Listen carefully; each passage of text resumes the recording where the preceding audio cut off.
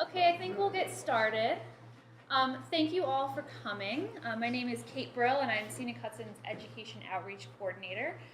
We're excited to have you here tonight. We have 3 lecture series after this. Next week, we have Larry Fetterman talking about climate change and birds. The week after that, we have Tim Stanley, who's going to be here talking about native pollinators. And then the week after that, we have Chris Bowser, who's going to be talking about the American eel. And tonight we're really excited to have Eric Lind here. He's the director at Constitution Marsh Audubon. How many of you have been to Constitution Marsh before? It's a very lovely spot, so if you haven't been, you should visit it. But give a warm welcome to Eric Lind.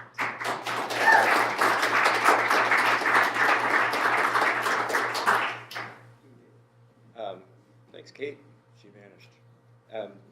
So thank you all for coming out tonight. I have an hour, I think. And maybe about 30 slides or so, hopefully I'll get through them. Sometimes I get talking, but I'd love to leave some time open for some discussion at the end, and certainly if you have questions during the talk, feel free to interrupt me and ask questions. I don't mind at all. So it's very sort of informal format. When I was going through these slides, you know how it is, like you have so much to share and you can't. So I did my best. It might be a little different, there's a lot of different elements that are sort of packed into 30 slides. So if I lose any of you and you're like, wait a minute, what? Just interrupt me and get me back on track, and that would be really helpful. So could we just, I got it.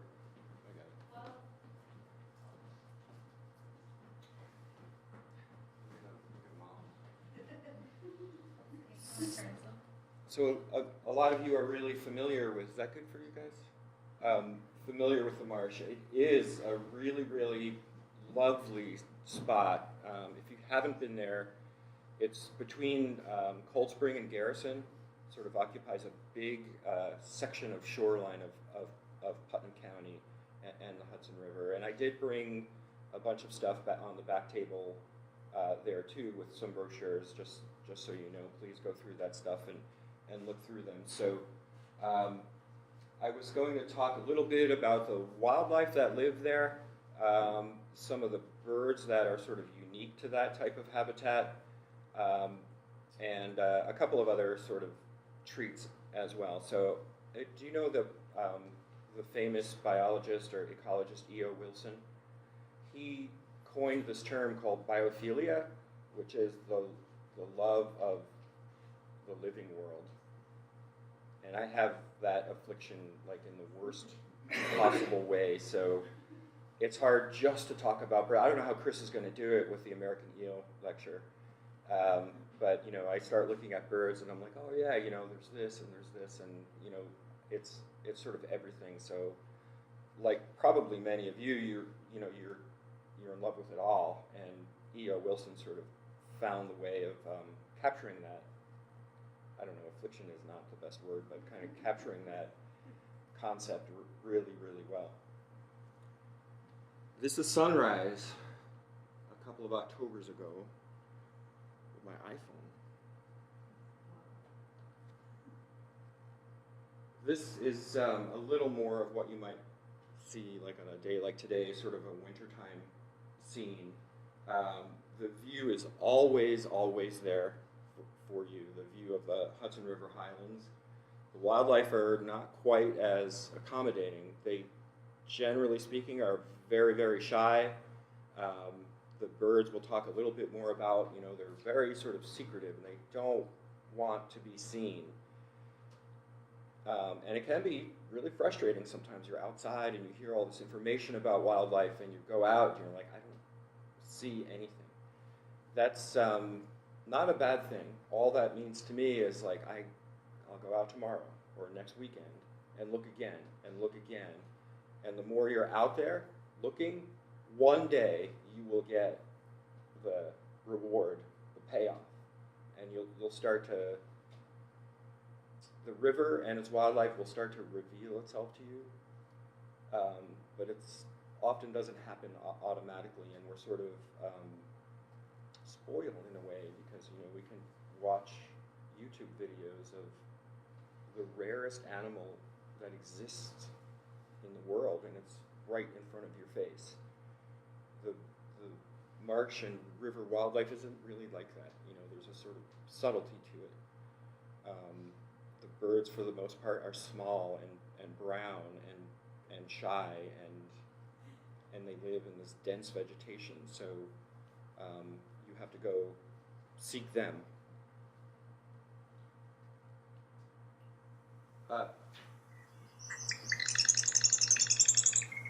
There's some sounds I put in a little earlier today. So this is one of the most common nesting birds out in these big tidal marshes. I gotta shut him up. So this little marsh wren, he's only a few inches long. They're very sort of habitat specific. They like big marshes. Constitution Marsh is about 270 acres. It is a tidal marsh, of course. It's part of the Hudson River estuary, but these guys can breed in freshwater marshes as well. They're not rare. They're not listed as endangered or threatened species. There's hundreds of them out there nesting. They're all, in Florida and the Gulf Coast, and now they'll be coming back. Usually in May they start returning.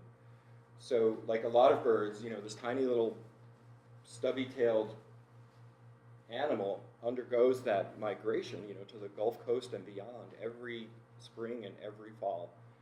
And the thing that makes them vulnerable, at least to me, is, so we're right here, actually. See, on this map, and I'll explain the map too in a minute, but that's where we are.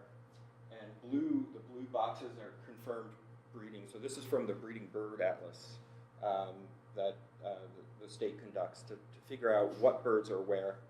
So so this little thing is exclusive to these big marshes, and that's it. They don't come to bird feeders or city parks or schoolyards or your backyard garden. Nope. It's only these sort of specific habitat types, and that's where their vulnerability lies, in my opinion.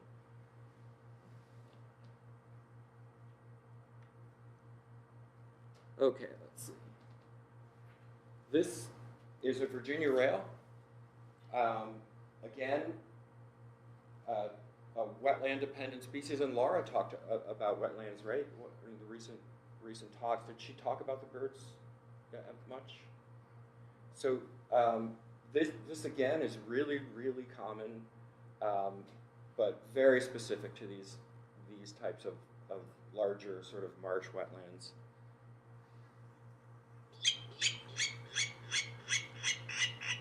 They make a whole bunch of different sounds. This is just one that is too ridiculous to try to describe. Actually, it sounds like a pig, like a grunting pig. But these guys are ghosts. I mean, you can even tell from the picture. They are dullish, gray-brown, and they, the expression "thin as a rail." The story is that term was because when these birds face you, they're very, very sort of narrow, so they can run through all of the dense vegetation without bumping into everything. But finding one? Oh, he's like a little chicken-like shaped bird. Yeah, he's not very big at all.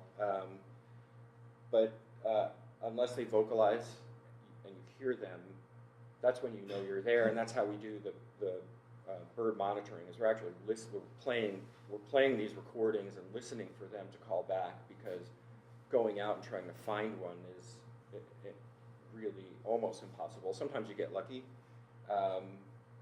but I think of them as ghosts. Are they real? Do they exist? And sure enough. Oh, this is another one of their calls. What you're listening for is the tapping sound.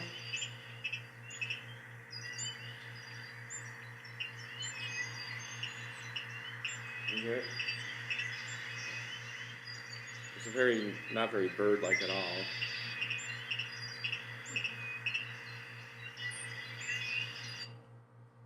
And another example, so this is a bittern, a least bittern.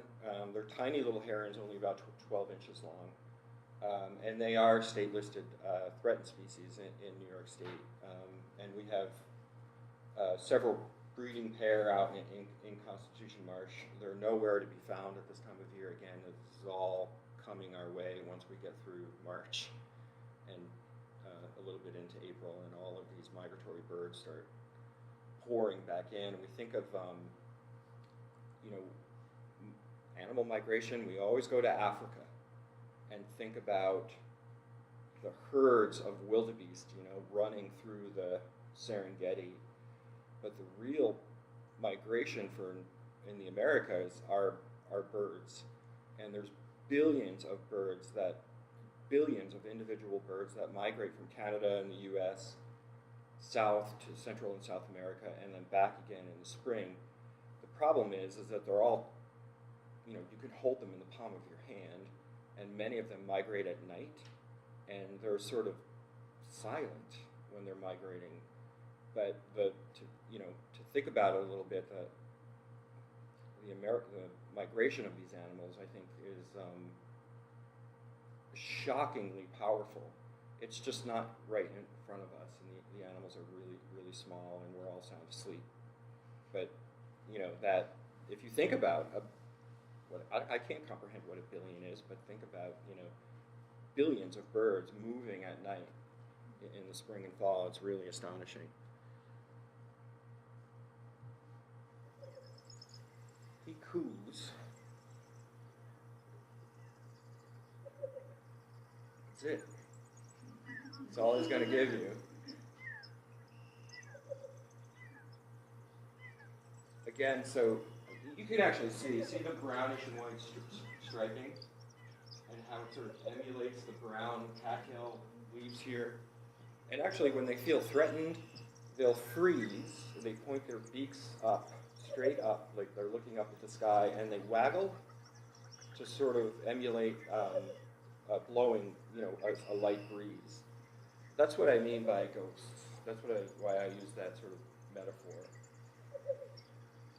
And try to imagine monitoring these birds when that's their voice, that quiet little coo, when there's trains going by and red-winged blackbirds screaming their heads off, and traffic, and it's pretty difficult. And that's what I like about my job, is that's what we're doing. Everybody loves the bald eagle. I love them, but there's everything else. There's everything else, and the biodiversity of the Hudson River Valley and the marsh, the other habitats are amazing to me. We think of the tropics. We want to go to the tropics and see that, all that crazy stuff. But the Hudson Valley has an incredible amount of wildlife diversity that it's just not all that apparent. Not all of it is a mystery. What everybody knows, duck. So the reason why I put this slide in is because, the study of wildlife isn't exclusive to so-called experts. It's free for all of us. All you have to do is walk outside. You don't have to know the name of the bird you hear or see or anything like that.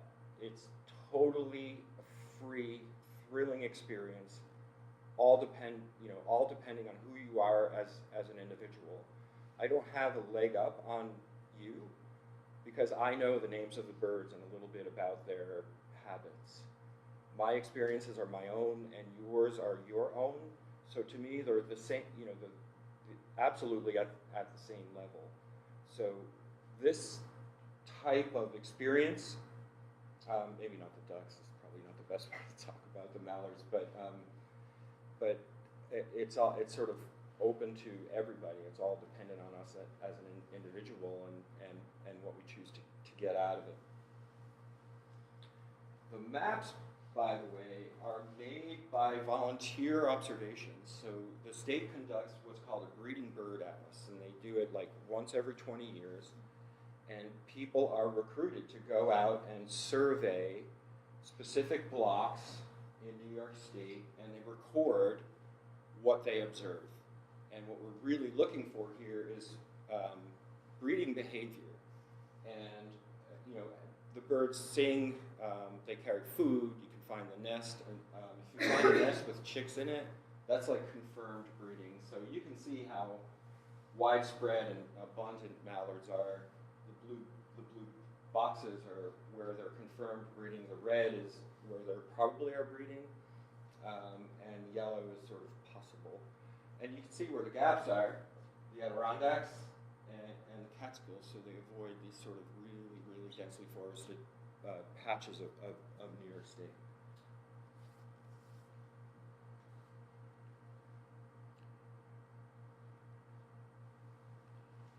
Somebody once told me, embrace the ridiculous. And I'm reminded of that when I look at this picture. So birds are pretty easy to sort of observe and hear and follow around. Tom Lake's lecture on fish, I mean, fish are totally mysterious. They live underwater. They're absolutely mute. So how do you keep, tabs on their populations? So birds, it's kind of easy, and everybody loves them. People have been enjoying birds and recording their behaviors and documenting their troubles for forever, it seems. So this is us, but whatever, maybe 100 years ago.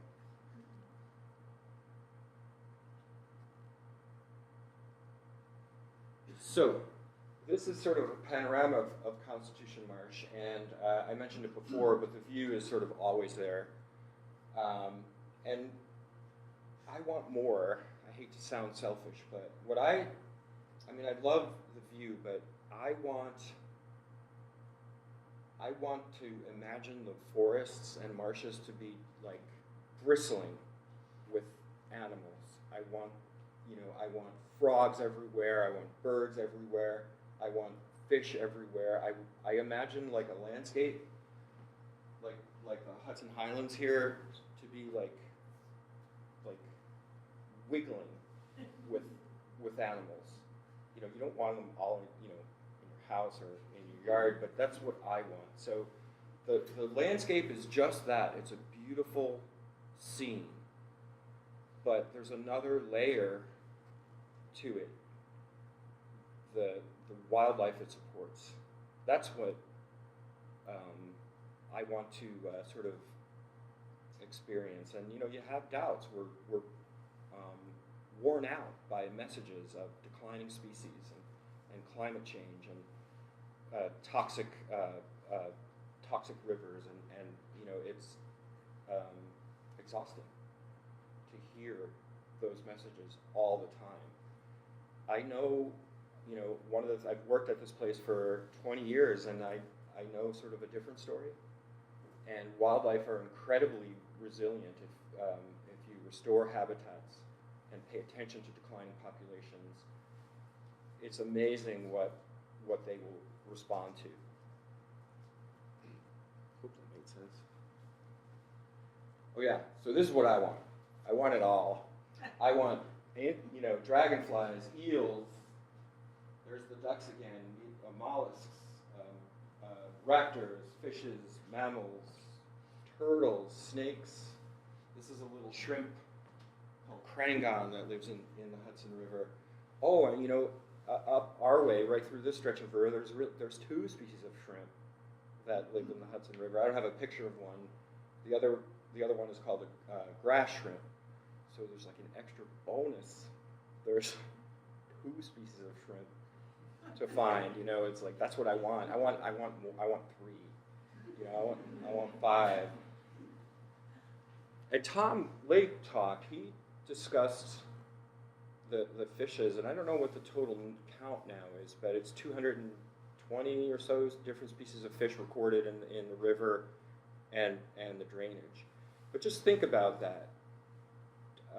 we could do the same with birds too, but did many of you come to listen to Tom? So let's just say 215. How many fish could we name if we stood here, right? We know there's sturgeon, we know there's striped bass, we know there's white perch. This is a bluegill, that's 4. This is a four-spine stickleback, that's 5 species. What else? There's killifish. What else? What else do we, So we're up to 6. And we want to get to 215 or 220 or whatever it is. I mean, we would be here all weekend.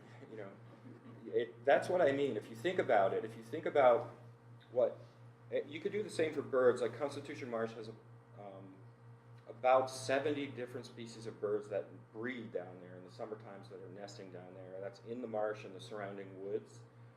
70 species of birds. So yeah, we know there's robins and chickadees and bitterns, marsh wren, Virginia rail, right? I gave those away. That's 5. There's a few others that we know: cardinals, chickadee. I don't know. You get the blue jays. So there's the familiar ones. So we might get to 20, and we would have 50 more to go. That's pretty exciting to me. It's not going to match what's going on in Brazil or Costa Rica, but this is ours. This is our stuff. And so I like to sort of think about what we just sort of commonly know versus what's really out there and what we're really overlooking.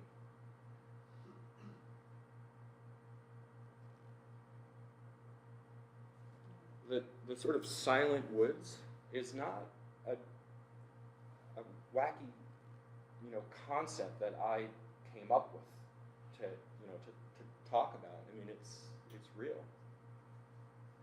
Fortunately, this issue, the DDT, has been resolved in the U.S.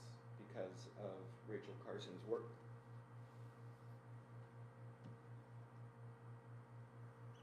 I know I was supposed to talk about Constitution Marsh birds, so here we go. So this is like a taste of spring.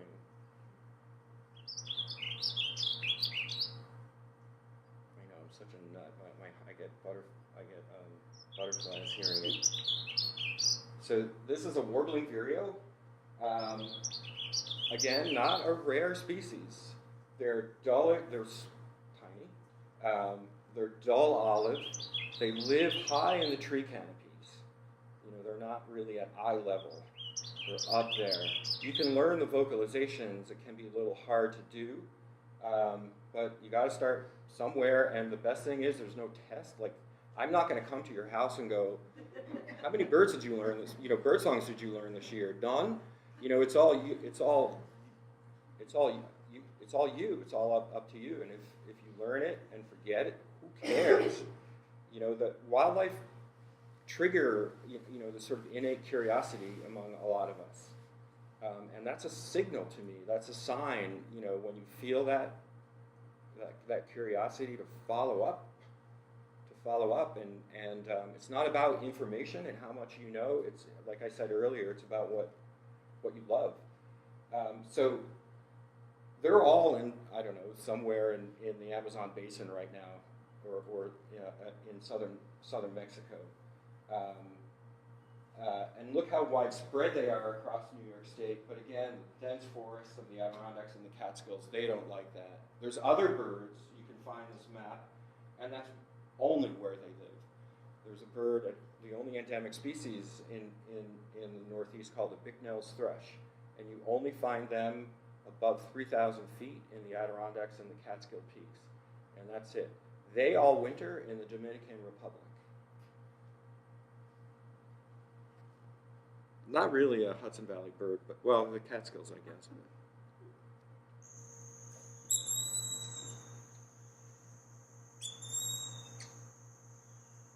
And again, not really a marsh bird at all. This is a broad-winged hawk. This is a forest species that's actually quite common in the surrounding highlands.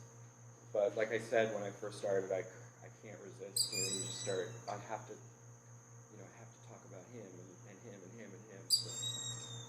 And it makes sense too, I think, if there were a scientist in the audience and they were critiquing my discussion.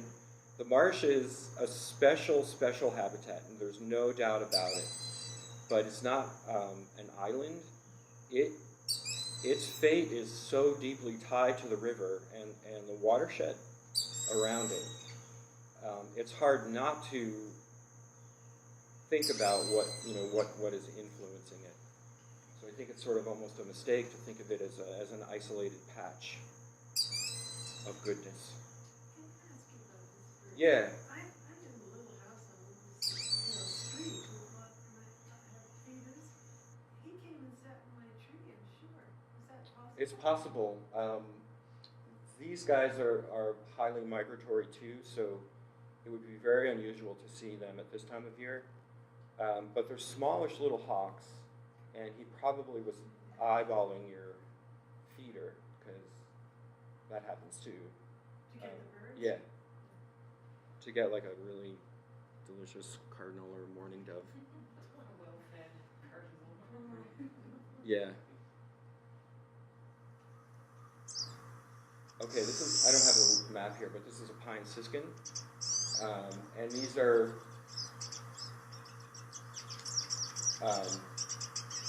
not regular migrants.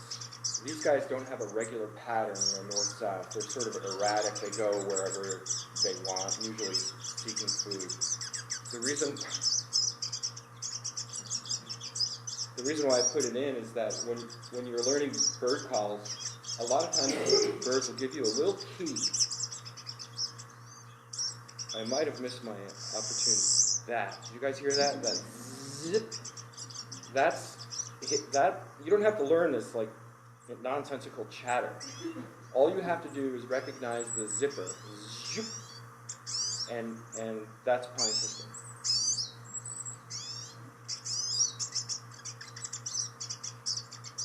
Gosh, take a breath. Yeah. What? Oh, they're tiny little sparrow-like birds. They're related to goldfinches. And another way to sort of start tuning into bird calls is it's common to apply words to what you're hearing. Like I said zipper, because it was like zip. This is a barred owl, again, a more of a woodland species. But the common phrasing is, who cooks for you? Who cooks for you? Have you ever heard that? Some of them are, I don't get, but you can create your own.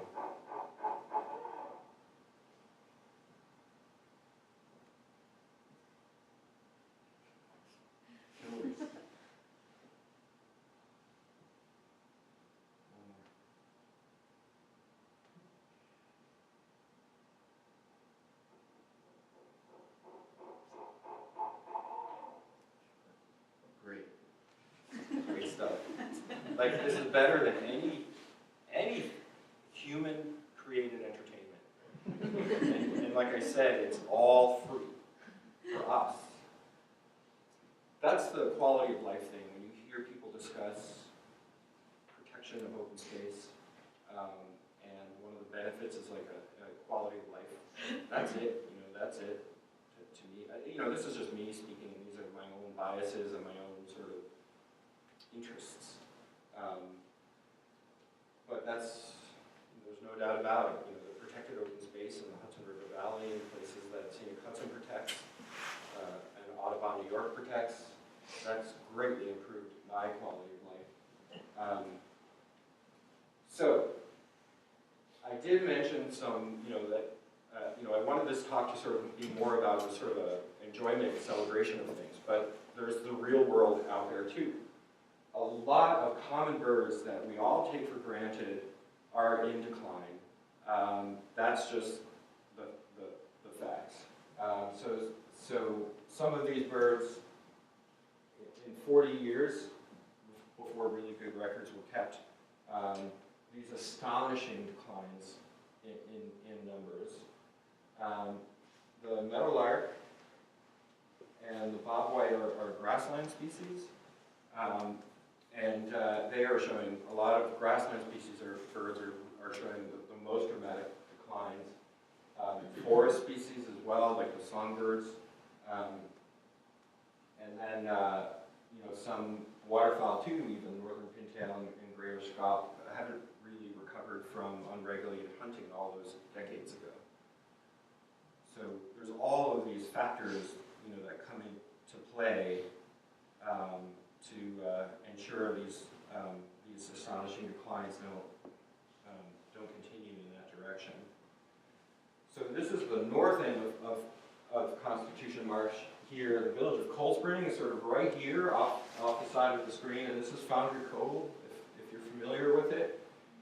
Even in our little sort of patchwork of habitats down there, this area, which is now owned by Scenic Hudson, in the I think it started in 1953, I might even have it on the slide. 53 to 79, there was a battery factory in the village of Cold Spring. You might know the story, it's called the Marathon Battery Factory. And they were discharging heavy metals into Foundry Cove and into the Hudson River right up until 1979, and it became a Superfund site. And at the time, it was considered the world's worst contaminated site with cadmium and nickel. That was, Putnam County, New York. I read about, these unbelievably high levels of contaminant. They happen in China or Bolivia or some remote place that I don't know. But this is, 10 miles down the road. Fortunately, it was remediated in the 1990s, and the marsh is being restored. Scenic Hudson purchased it, so we can do like the worst things. People are running the show. We're running the show in terms of what happened, what the fate of these wildlife are, and we can do some pretty horrible things. But look at where we are now. A conservation organization like Scenic Hudson owns it, and there's a partnership that's still trying to work to get, the habitats restored to get ultimately the wildlife back there. So we're definitely running the show. I have a question. Are those canals, or were they Yeah. made, or are they naturally there? The canals in the back? Yeah. So if you've ever paddled through Constitution Marsh, you'll see there's this network of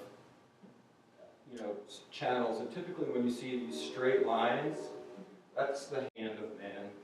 So this is, of course, the railroad. These channels were dug in the 1830s. Somebody cut off the tide and tried to convert the entire marsh into a farm. And so that was a dredging activity. So the marsh is not, like, you hear the words Audubon Wildlife Sanctuary and you're like, oh my gosh, I am going to go see perfect nature. That's not the case at all. The marsh has been, the whole valley has been cut over, contaminated, regrown, cut again. We've changed things permanently. So that idea of perfect nature is really a sort of a lost ideal. And I don't feel bad about that. I'm not like, it's an ideal, that's the reality of it. We can do, whatever we choose to these types of habitats. But the remarkable thing is the resilience. So Audubon started managing the marsh in like 1969 or 1970. It's actually owned by New York State. So the resilience of a marsh like this and the river as a whole, when I was a child, you were not allowed to, I wasn't even allowed to wade in the Hudson River. It was so polluted with raw sewage. I was not, as a boy, allowed to even come into contact with the water. And look at it now. So that, to me, is an indicator of how resilient some of these habitats can really be.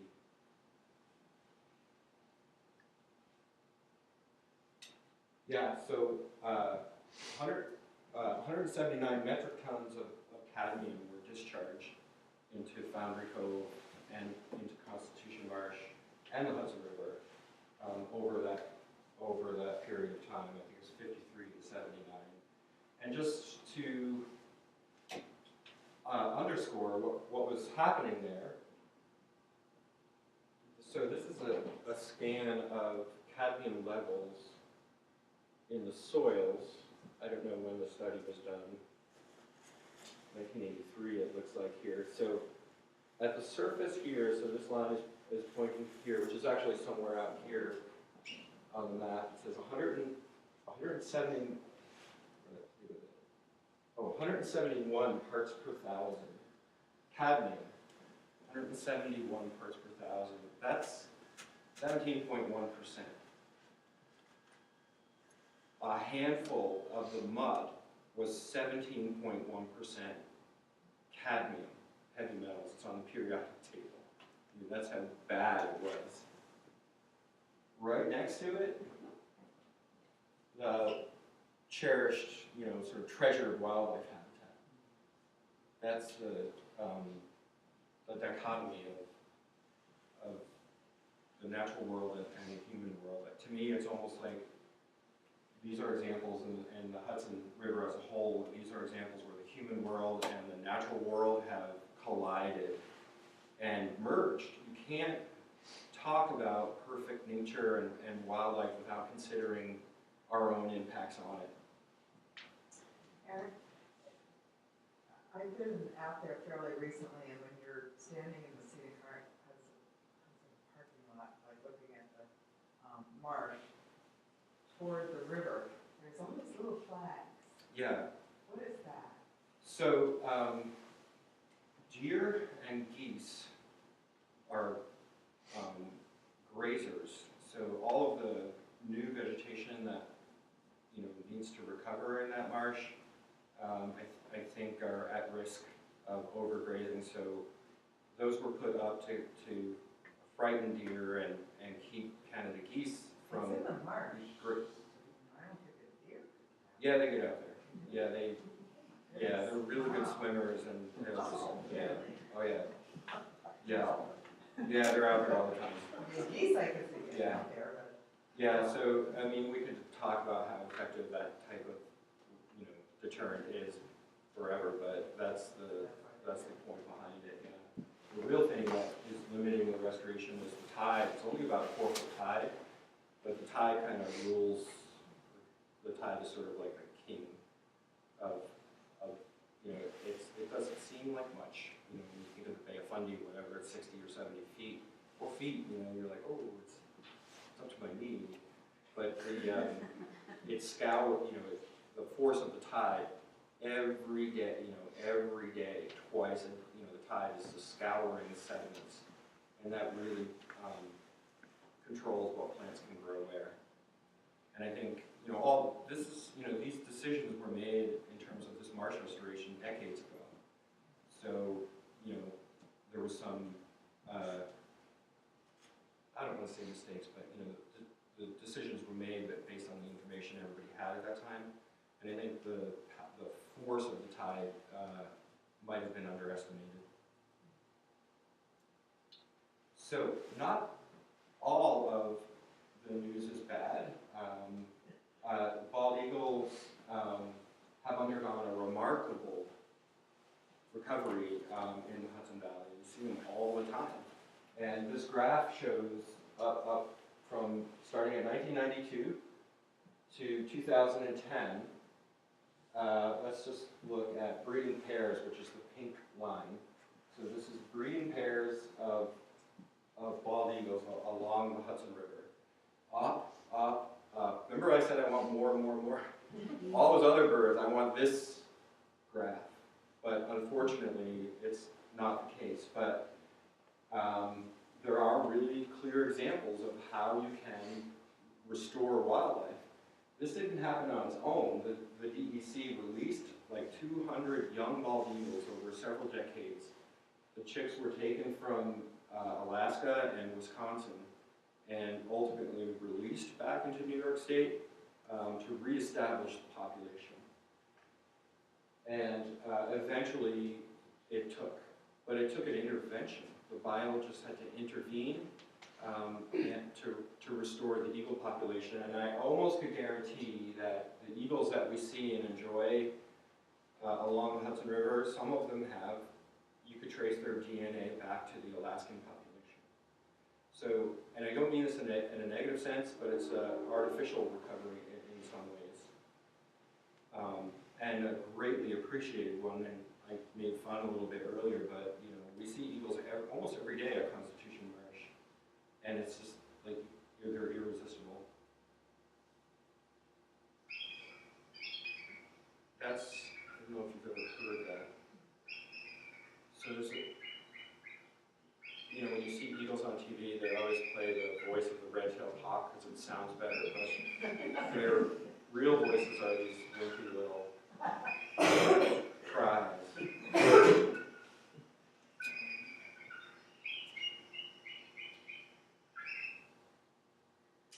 So a little bit more about Constitution Marsh, and you know, I could talk about wildlife all the time, but there's another aspect to it. It's the social element of being outdoors and studying the natural world.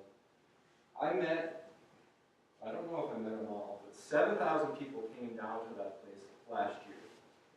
And we talked to most of them, I think. These are just some pictures and examples of what takes place down there. What I love about it the most is the diversity of people that find their place there. It's children, of course, and you know, showing them what's out. I mean, how else are they going to know? And that's something we can all do. I mean, in terms of contributing to conservation, taking a child out for a walk in the woods is a brilliant thing to do, and easy. And again, you don't have to be an expert. All you're doing is just introducing them to what's out there. So Pace University came, we did some fish sampling. This is a yellow perch and an Atlantic bluefish. We had a professor of zoology from South Africa come, and he was studying ancient turtles. He wasn't really studying the turtles, but he was studying these like microscopic parasites that are exclusive to turtles. That was his specialty. And he's doing this sort of global research on turtle parasites. And running around him are 7-year-olds. So again, it's the combination of different people are all sort of finding their own connection, right up until this, probably the only guy in the world that's studying turtle parasites. Yeah, that's the parasite. Just in case you're wondering.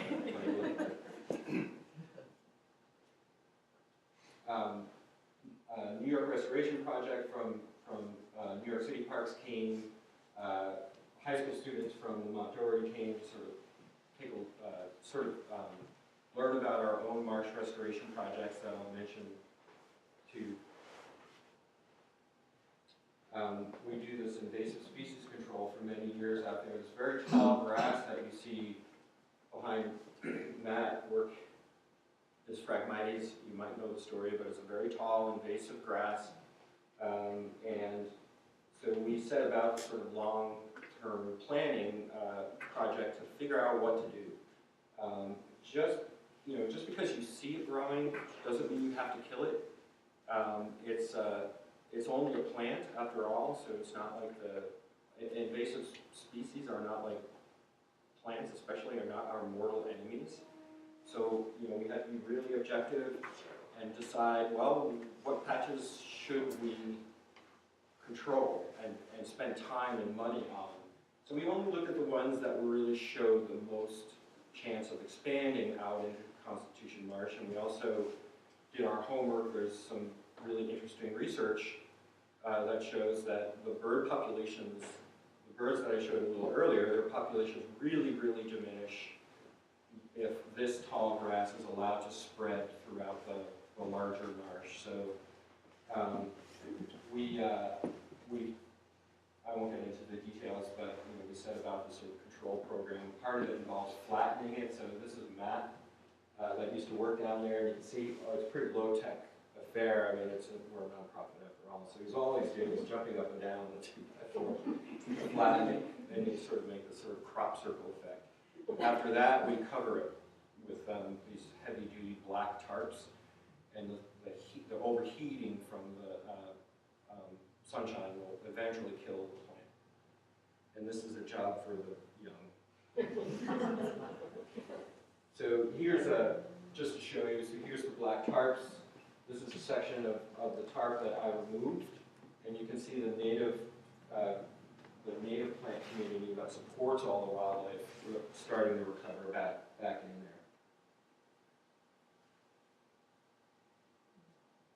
We never really talk about the plants that much. I don't even know how I'm doing on time. I'm really sorry. Ooh, so far so good. I guess I'll have to blaze through this, but the plants themselves are so, you just walk right over them because we want to see the river otters, you know. But the plants are there and they're astonishingly beautiful. And I did throw a few pictures in here of the really, really showy ones. I'll go back one just so I can identify them. This is called green-headed coneflower. This is cardinal flower. This is called swamp rose mallow, and pickerel weed is the bluish one over there. Most of the vegetation out there are not like these showy wildflowers. They're these very, they're like grasses and rushes and sedges. They don't have this big showy flower. They're usually just blade-like stalks and a little tiny brownish flower cluster, off to one side. So, green has to be your favorite color out there. But late in the summer, these native wildflowers put on a show. So, again, getting back to the people aspect of this kind of work, I guess we could do it all for the sake of the wildlife alone, and that's enough of a justification. But I brought some flyers on the back table there. We can all, and again I mentioned it, but we can all contribute to supporting wildlife. And somebody's coming, right, and talking about pollinators, Tim? So if you have a yard or a small garden, consider planting native plants, native wildflowers and grasses. There's a ton of information out there on the internet, and if you put in the right sort of garden plants, you can create your own wildlife sanctuary in your backyard. You'd be amazed how responsive butterflies and bees and birds are to the right set of plants. So this is a picture of a small wildflower garden we put in a school in Newburgh, right over there. So this is right in the city. We thought, the schoolyard could use a blast of color, and the kids can, see these plants grow, and ultimately a few butterflies hopefully will come in and sort of transform the place. Some more examples. So this is a goldfinch. They'll eat the seeds of purple coneflower when they dry off. This is a wood thrush. Serious declines. I should have put the song in for the wood thrush. I didn't think of it, but it has one of the most beautiful songs in North America. He's eating dogwood berries. They're all in South America now too. But if you put the right shrubs and the right flowers in, you can give some of them a little bit of extra fuel that they really desperately need. And this is spice bush, which is a really common sort of wet soil shrub that produces these really fragrant berries that are like treasured by migratory birds as they're moving through in the early fall. So I don't have a ton of information about it, but I don't want to give homework either. But go online and explore the options for planting a native plant garden. There's a few, like I said, brochures back there that kind of get you started. And then in closing, just for the fun of it, 500 feet away from our nature center door. Can you identify it? This might be interesting. Wait a second. Look at that sound. Yeah, there's beaver out there.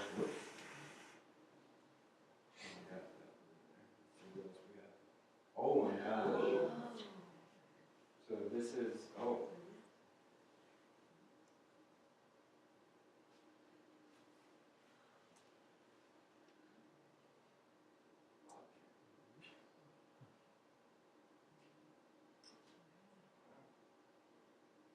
What's it looking for? I don't know what the heck is going on.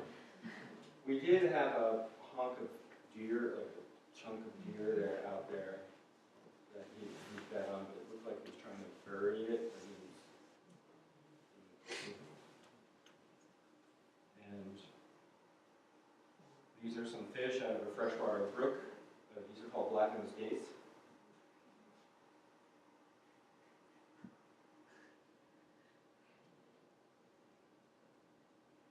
These are called white suckers. Well, watch what they do in our streams in the spring.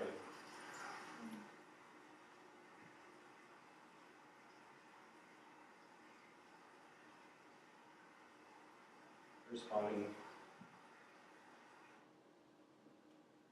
Okay, so bear with me. I'll just leave this picture up there, but I have to gather up some courage. I'm going to read you guys a poem in closing. I didn't write it, but I thought this would be appropriate, just in terms of the ideas that I put out, during the talk. And so it's a poem called "You Will Remember" by Pablo Neruda, and it's a love poem, but you know how it is. You can have your own interpretation. You will remember that leaping stream, where sweet aromas rose and trembled, and sometimes a bird wearing water and slowness, its winter feathers. You will remember those gifts from the earth, indelible scents, gold clay, weeds in the thicket, and crazy roots, magical thorns like swords. You will remember the bouquet you picked, shadows in silent water, bouquet like a foam-covered stone. That time was like never and like always, so we go there where nothing is waiting, we find everything waiting there. So I love it.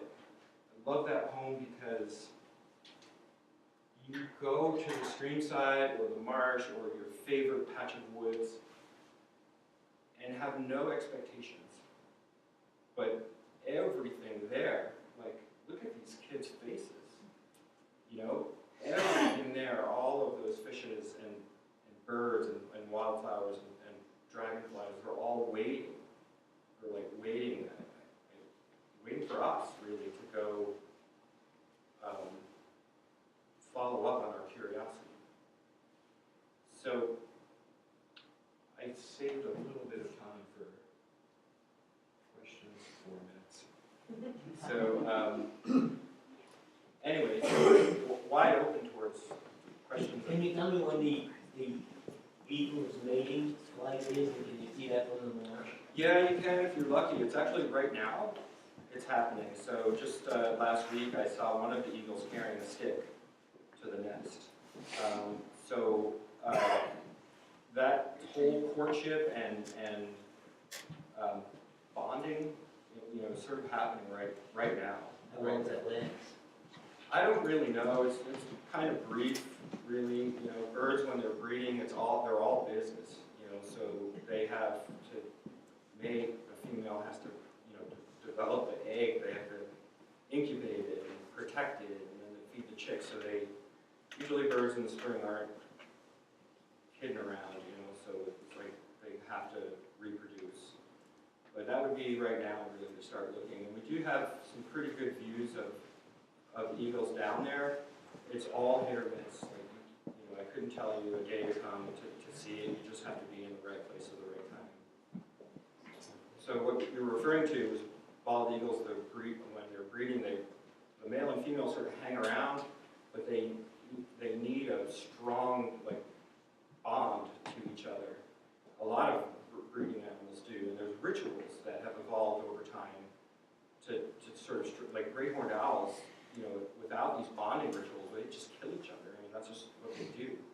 eagles lock their talons.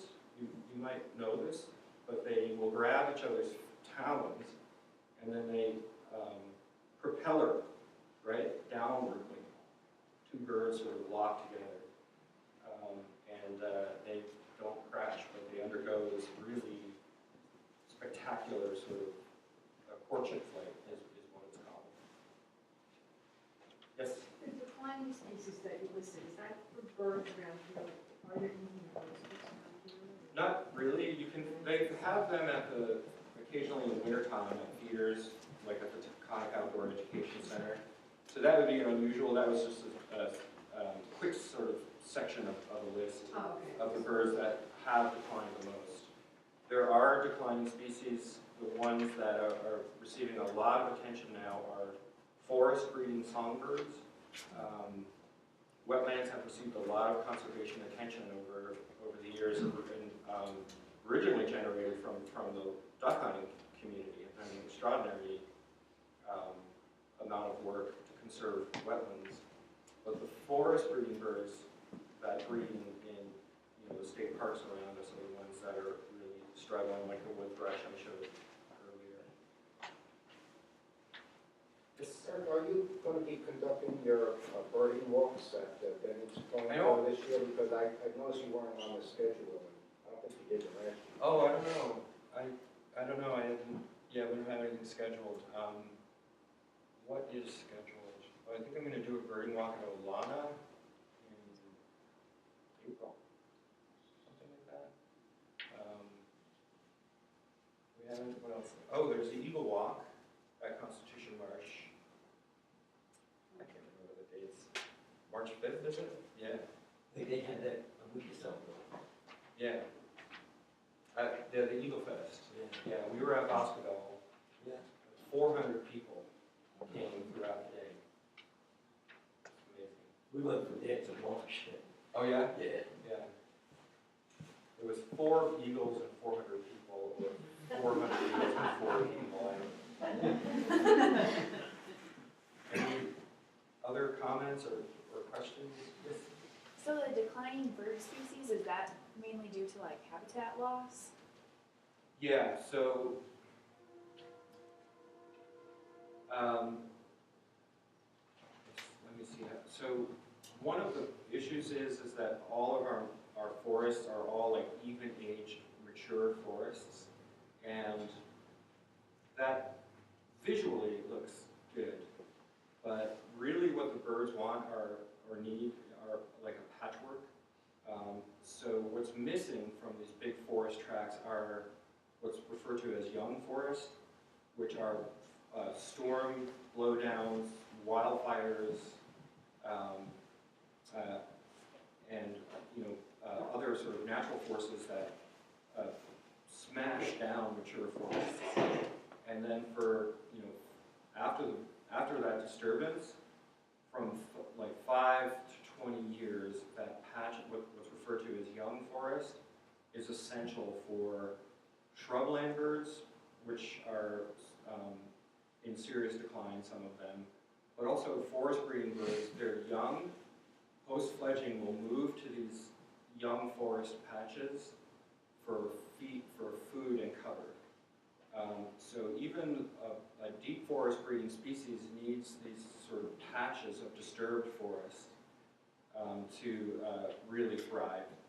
And that's missing from a lot of our forests. White-tailed deer prevent the regeneration. There's so many white-tailed deer that they prevent the regeneration if we do get an ice storm or a blowdown, and certainly we don't encourage wildfires anymore either. So, and invasive species all sort of prevent these sort of patches of young forest in a larger mature forest context. So what birds really want is what's called the green wall, which is like, multiple stories and layers within the forest that you're like, when you see it, you're like, I don't want to walk through that. But that complexity is what a lot of these birds want. And around here, mostly because of white-tailed deer, it's not that way at all. It's even-aged trees with no understory. And that's not great. Not great for these bird populations. wanted to mention for people that, you know, there was an eagle, just like an eagle right in the tree right out here on the river. And then it was surrounded by like 5 others around, right by the bridge. And you Yeah. could see them right from Wonga. Yeah, there's hundreds of them that overwinter, that use the Hudson Valley as an overwintering. There's actually 2 sort of subpopulations, so we didn't really get it this winter yet, but when we have this really severe cold snaps that are, you know, a week long, all of the lakes and reservoirs north of us freeze, and bald eagles are fish-eating eagles, so they come to the valley because the river is open from the tide or the icebreaker, and there can be hundreds of them here in the wintertime. When it's mild, they're sort of okay, you know, they're just more dispersed. And then there's a residential population that actually, a lot of those birds are from Canada. The research, you know, they did some GPS tracking, and a lot of those, our wintering birds here are breed in Canada. But then there's a subpopulation of residential eagles that nest in the Hudson Valley, that chart I showed you. And they don't have that migration, and they move around a lot, but they don't sort of abandon